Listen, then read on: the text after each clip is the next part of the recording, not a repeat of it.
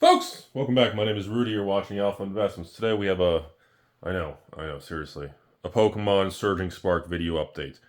I want to go through what's going on here and give you guys an update as we approach the release, which is still 2 weeks away and about 5 to 7 days away from even when I run the Rudy patron sale for Surging Sparks. I need to give you guys some good news and bad news. So, okay, first, market conditions. Whew. Well, I've never seen anything like this. I've been doing Pokemon and involved with releases of new Pokemon sets since 2015, back in the XY era, okay?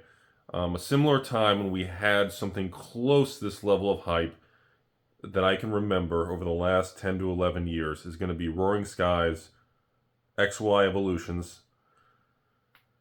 I don't remember anything in Sun and Moon. I remember Guardians Rising was a big thing. I remember the panic of Crimson Invasion. I remember in Sword and Shield, I remember Evolving Skies was big at release, but it was nothing like this. I remember Chilling Reign was met with a lot of success at release. Same with Brilliant Stars. So, we are currently seeing, as you saw in the thumbnail of this video, we are currently seeing sell-through rates of 200 to 400 boxes a day selling on just eBay TCG Player combined, not including thousands of independent websites of independent LGSs in addition to in-person sales. I have never seen 200 to 400 boxes a day selling on an unreleased Pokemon product. That is a standard release.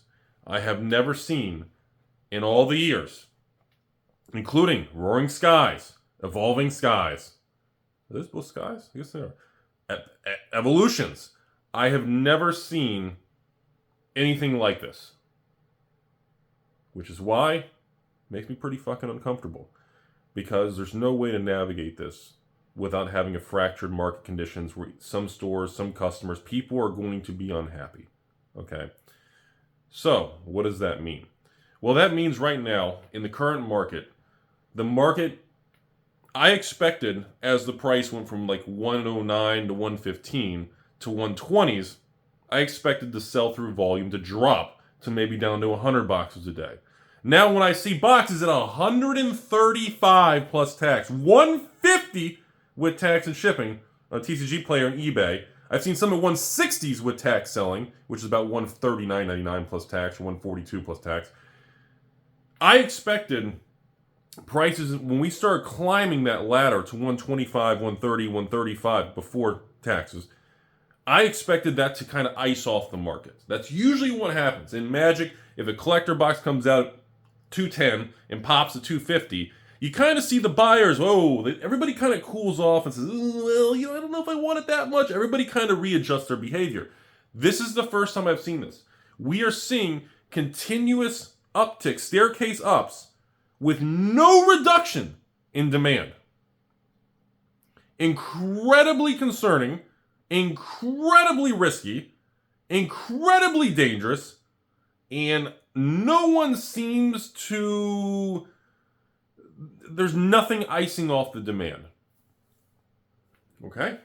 So, we're at a point where, unless Pokemon steps in, if I was working corporate at Pokemon, this would be the point I would straight up step in as the company, make a press release to the market saying I am going to engage in a second, third, and fourth reprint over the next 18 months, one reprint every 6 months at a decreasing rate. So whatever the release wave is, I would announce right now, there's going to be a reprint in 90 days of half the supply. And then in a year from now, or 6 to 9 months from now, whatever you want to do, I would announce a third reprint at a quarter of the supply. And I would throttle it down as it ages. Without a catalyst or the company itself stepping into the market, this shit is going to get out of control. The Pokemon Center will run out if they haven't already. I don't know why they would run out. It's not even released. The Pokemon Center is going to run out. The box prices are going to go to 200 to 300 immediately. And this is probably going to be like a Roaring Skies situation where we have an immediate move to $200 to $300 a box within 90 days of release, unless we get a catalyst or intervention from the company to calm the market down. Because right now, the obsession between this is big, if Chilling Reign can be 250, if Fusion Strike can be 250, if Battle Styles can be 150, if all of these can be that, the most amazing set ever, Surging Spark, it can easily beat those numbers. Evolving Skies 2.0, Roaring Skies 6.9. Look, this is just a business to me. You all know I'm very straightforward with you. I don't give a shit whether it sells, it tanks, it bamboozles, goes in a twirly bird circle and takes your ex-wife out. None of this makes a difference. I get less boxes than I'd like to get, but it doesn't make a difference. Okay? The issue is, in these markets, for me, this is what happens in my situation. Old man Rudy's upset, and I'm going to wipe my face with $100 bills because I'm going to have to raise the price and make $20 a box. Whoa! I know, right? But the problem is, I have to reduce how much I can even offer you all and offer pay. I can't even sell a 1 case, 2 case, 4 case options and tank the price. Like, it's to the point now where it's so extreme, the danger and risk of problems, side effects, and anger is too dangerous, and I'm not even going to offer a case anymore. If you're a patron, I'm going to offer 2 boxes or 4 boxes max. That's it. That's it. No case option, no multi-case option, no bulk investor option of 4 cases for $95, $99 a box. It's gone. Because the demand is absolutely out of control. If I left my sale the way it was in the previous Pokemon sales, I'd blow through 5,000 to 10,000 boxes. I'd be oversold by thousands of patrons, and it would be nuclear disaster. People are going to get mad anyways, and there's no way to navigate this as a store, a business, or anyone involved with it without either upsetting or risking some degree of the business. Okay? I do not like this. I personally have been super happy with Scarlet Violet all the way from SVO 1, 2, 3, 4, 5, 6, 7. And now that we're going into this new attitude, new era, I think it fucking sucks. I've been so excited with Scarlet Violet with you all in the last 2 years, 2023, 2024, almost 2 years. It's been an amazing ride. And yeah, everything's doing well, and everybody's made money, and it's doing great. But now it's to the point where this fucking sucks. Because there's no way to just keep things the same. I have to step in, cut all the quantities, raise the price by a couple dollars. And no matter what you do, you're going to lose. The calm, enjoyable experience is over with. We are in a euphoric, extreme situation of Pokemon. And the issue is, I don't think it's going to change. And Pokemon, at this point in time, the company needs to come out, make a press release, and they need to calm the fucking market down. But again, they don't care about the secondary market. Pokemon's probably, cheering each other and buying each other Rolexes and literally giving each other hand-fitted Italian suits right now as they all go, That's probably what they're doing right now. Because trust me, if you think these companies, all these companies, every single company that has a collectible card game, all the way from the big boys of Magic, Yu-Gi-Oh, and Pokemon, all the way to the newcomers of Lorcana, Star Wars, Sorcery, Flesh and Blood, Weiss. What am I missing? What's another new one? One Piece? Am I allowed to? I feel like every time I say One Piece, people go, anyways. But every single card game, the people at the top are watching the market. That's not an opinion. That's a fact. And Pokemon knows what's going on. And this is one of the rare times that Rudy actually thinks the market needs some negative news from the company. They need an announcement to calm people down. Because at this point, it's just out of control. And I cannot believe we are not seeing a reduction in sell-through volume at almost $150 a box on eBay and TCG Player with taxes. We're about $130 to $139 now, and with tax, it puts you about $150 to $158. And there's no slowdown. The fact that people are paying full $150 retail open market, MSRP is $160. Do we care about MSRP? Is that a thing? And nobody cares because everybody knows, who's been around this long enough, that if it's this hot and the probability is it's going to go higher because the market can't keep taking this. The market in these product releases are not designed to handle this type of sell-through, okay?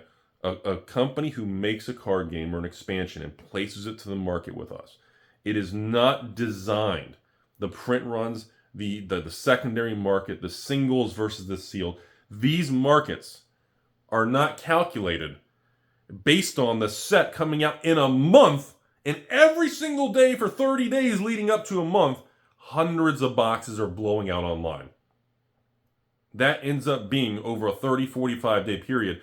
Tens of thousands of booster boxes are selling before the release, not including all the actual local stores, local sales. And I mean, at this point, I've talked some of the LGSs who've messaged me and some of the patrons who are LGS owners. They've literally said, Rudy, we're not even selling sealed boxes of Surging Spark anymore. We pulled it down. We're only going to offer individual packs to people locally.